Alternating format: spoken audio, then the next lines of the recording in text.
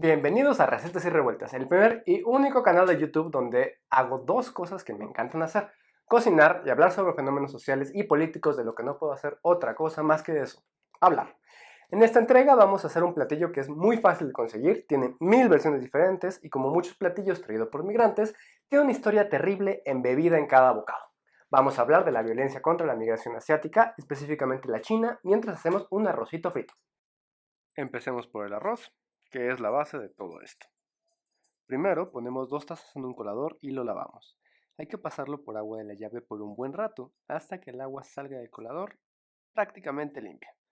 Lavarlo va a retirar el almidón, lo que hará que tengamos un arroz más esponjoso al final. Como vamos a hacer arroz frito, solo vamos a hervir el arroz, así que ahí va, a la olla, junto con 2 tazas y media de agua y nada de sal. Dejamos el arroz a fuego alto hasta que hierva con ganas, luego 15 minutos a fuego mínimo tapado. Hay que estarlo checando sin abrir la tapa. Si ya está seco luego de 15 minutos, le podemos apagar y lo dejamos reposar 10 minutitos sin destapar ni nada. Ya descansado, le damos una aireada y con un tenedor lo dejamos enfriar por completo. Y como este arroz, empecemos por el principio. El odio al otro. China y todo el Oriente han sido una fascinación de la cultura occidental desde finales de la Edad Media. Los viajes de Marco Polo, la ruta de la seda, las frases supuestamente con proverbios chinos, la medicina oriental y hasta el yoga, que ese es indio, pero es otro tema y otro video, esa confusión.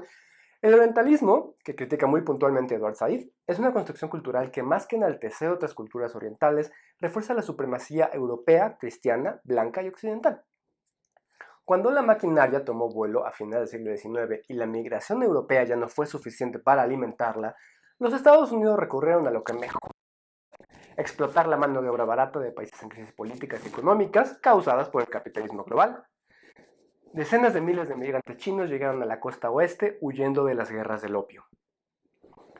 Poco se sabe, pero esa migración china también llegó a las costas mexicanas. La península de Baja California y, de hecho, todo el noroeste mexicano también recibieron a miles de migrantes que no hablaban español, pero tampoco inglés, que venían con familias enteras a una tierra que, desde su llegada, fue hostil con todos. Mientras fueron explotados en minas, granjas industriales, en el desarrollo de vías férreas por todo el noroeste mexicano y toda la costa oeste de Estados Unidos, fueron una molestia necesaria. El problema llegó cuando en San Francisco, Seattle o Rosarito se formaron las primeras colonias de chinos. La primera ley de migración moderna no fue contra mexicanos ni contra irlandeses en Nueva York. Fue enfocada específicamente contra la migración china en los Estados Unidos. La Immigration Act de 1882 creaba a New Category of Inadmissible Aliens, imponió un impuesto por cabeza y sentó las bases legales e institucionales para todo el odio xenófobo que vendría. Otras legislaciones, como la de 1893 o la reforma de ley en 1924, no hicieron más que terminar de institucionalizar qué migrantes eran vistos como seres humanos y cuáles como ganado. Spoiler alert: algo tenía que ver el color de piel. Tanto la débil masculinidad de los hombres asiáticos como la hipersexualización de las mujeres asiáticas tiene su origen en la propaganda anti-inmigración que comenzó a reproducirse por medios locales en Estados Unidos durante esos años. Las terribles caricaturas que remarcaban características fenotípicas partían de presupuestos eugenésicos como la frenología o un terrible entendimiento de la biología. This is Ben. He's an old Joe that lived around here for a long time. Las condiciones económicas que les fueron impuestas se convirtieron en parte de su condición humana. Como prácticamente no pasa, esos prejuicios se convirtieron rápidamente en argumentos legales y en justificación de crímenes de Estado contra la comunidad china. Pero también, pronto se diseminaron por todo el mundo y, como decía Don Porfis, estamos más cerca de Estados Unidos que de algún dios. Empecemos a guisar esto, que al menos el arrocito nos deje un buen sabor de boca. En un sartén amplio, muy caliente, echamos 2 cucharadas de aceite neutro y dejamos calentar.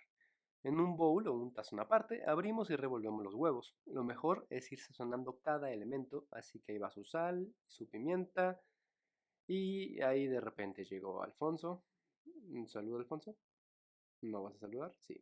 No, no vas a saludar. Sí. Ay. Alfonso tiene, como pueden ver, ya en el segundo capítulo que aparece, una ansia de tener estrellato en YouTube, También lo pueden ver en la secta de los libros, que también hace apariciones momentáneas. Alfonso, no te comas eso. No es para ti. Gracias. Qué amable. Queremos que se cocinen bien los huevos, pero que no agarren color. Así que hay que mover. Y mucho. Cuando ya esté cocido todo, lo retiramos del sartén y echamos la proteína. En este caso va a ser un arroz frito con camarón, pero puede ser con cualquier cosa. Jamón, tocino, res, pollo, cerdo, pulpo o nada, puros vegetales. Lo ideal es cortar en trozos pequeños todo. No solo porque se come con palillos, sino porque así se cocina de forma mucho más uniforme. A los camarones solo les agregué un poco de sal, pimienta y media cucharada de bicarbonato de sodio, que ayuda a que tengan una caramelización más uniforme y rápida. Ponemos un poco más de aceite en el mismo sartén y como con el huevo, queremos que se cocinen bien pero que no se quemen. Así que apenas estén agarrando color, los sacamos de fuego. Y hablando de sacar cosas del fuego, hablemos de Torreón. ¿Nunca te has preguntado por qué la gran mayoría de las ciudades estadounidenses tienen un barrio chino? ¿Por qué será que grupos de migrantes deciden vivir todos juntos en una tierra tan lejana a la suya? Ya sea la comunidad judía en Varsovia, los migrantes mexicanos en Chicago o los italianos en Nueva York, a veces el único mecanismo de defensa frente al odio es la comunidad, o conocer a alguien que hable tu idioma en una tierra que te señala por ser diferente. Eso puede salvarte la vida. Entre el 13 y el 15 de mayo de 1911, la comunidad cantonesa de Torreón fue víctima de algo que se queda corto, legalmente, de ser un genocidio. Impulsados por el odio y la internalización de un discurso xenofóbico, tropas revolucionarias y ciudadanos de Torreón masacraron a más de 300 personas. Mujeres, niñas, ancianos fueron asesinados en las calles, en sus casas y en sus negocios.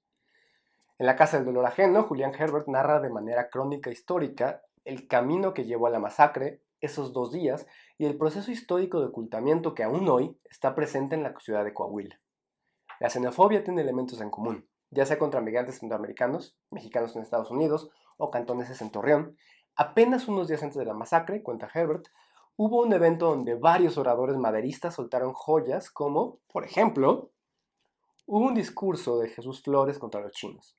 Los acusó de ocupar empleos que correspondían a los mexicanos, de suplantar a las mexicanas en algunas de sus naturales labores, cocinar y lavar la ropa, y planteó como una de las metas del maderismo la prohibición definitiva de la inmigración de orientales a México. They're bringing drugs, they're bringing crime, they're rapists, and some, I assume, are good people. Vamos con las verduras, que esas no tienen tanto odio. En el mismo sartén va media cebolla picada y la zanahoria cortada en cubos pequeños. Cuando esté traslúcida la cebolla, agregamos el ajo y el jengibre y cocinamos hasta que toda la cocina huela a gloria.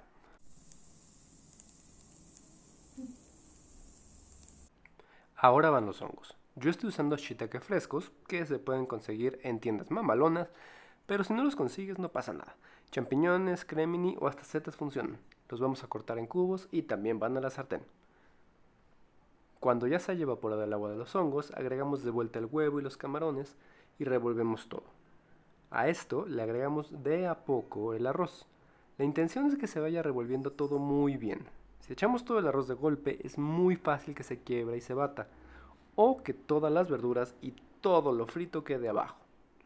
Ya con todo bien revuelto y sonando increíble en la sartén, agregamos 3 cucharadas de salsa de soya y 3 cucharadas de salsa de ostión. Revolvemos y dejamos que se fría un poco más. Y hablando de que las cosas se pongan más calientes, hablemos de los crímenes de odio contra la comunidad asiática en Estados Unidos. El 16 de marzo de 2021, un hombre blanco atacó 3 salones de masajes y manicure en Atlanta, Georgia. 6 de las 8 víctimas mortales fueron mujeres asiáticas o de ascendencia asiática. El atacante declaró a la policía que era un misógino, pero la policía confirmó que no se trató de un crimen de odio porque así lo declaró él. Desde 2016, ni idea de por qué la fecha tan específica. Los crímenes de odio contra personas migrantes se dispararon en Estados Unidos.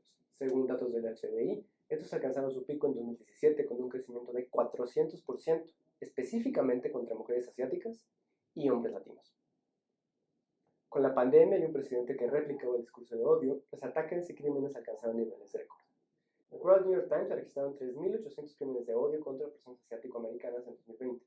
La xenofobia generalmente es un racismo invisibilizado en Estados Unidos, a pesar de que tiene una historia tan larga y compleja como el racismo más tradicional. Finalmente, estas violencias no son hechos aislados, sino que tienen una profunda historia de institucionalización a través de leyes y cuerpos policíacos. Están embebidos en la cultura, sociedad y Estado supremacista blanco de los Estados Unidos, pero México no se queda atrás. Vamos a darle los últimos toques al arrocito antes de comernos el relajo de México. Ya casi queda el arroz. Apagamos el sartén y aquí voy a hacer un truco de Binchingu Babish. Vamos a ponerle 2 cucharadas de mantequilla. Esto ayudará a redondear el sabor del arroz y bueno, es mantequilla. ¿Qué otro pretexto quieren? Agregamos también un poco de cebolla verde, o sea, la colita de las cebollas de cambray y... ¡listo! El arroz frito tiene múltiples nombres dependiendo del país y la cultura de la que provenga. Jiangsu Shou Fan si es chino, yakimeshi si japonés, y el pad thai, aunque está hecho con fideos en vez de arroz, mantiene las mismas bases. Es un platillo presente en todos los restaurantes, en todas las latitudes, pero siempre es pensado como algo barato, sucio y que comes con culpa. Los cafés de chinos y el pan de chinos, que hasta hace unos años eran comunes en zonas populares de la Ciudad de México, cuenta Vicente Quirarte, se fueron fundados por migrantes que se quedaron sin trabajo a lo largo y ancho del país, cuando terminaron de construirse los grandes proyectos ferroviarios del Porfiriato y luego los grandes proyectos renovadores de la post-revolución. Todavía hoy, los restaurantes que son administrados por familias chinas o de ascendencia china arrastran con ellos los prejuicios que se han colocado sobre estas comunidades. Y la actual crisis sanitaria no ha hecho más que revolver miedos, odios y prejuicios. El mestizaje ha borrado la historia de migración y violencias que ha atravesado a México. Apenas en el 2020 se incluyó una pregunta sobre afromexicanos que, aunque fue un primer paso, dejó mucho que desear. Todavía hoy, el Estado mexicano no tiene idea de cuántos sino-mexicanos existen, y no son pocos los casos en que los sino- o nipo-mexicanos han sido negados derechos básicos porque no les creen que sean mexicanos.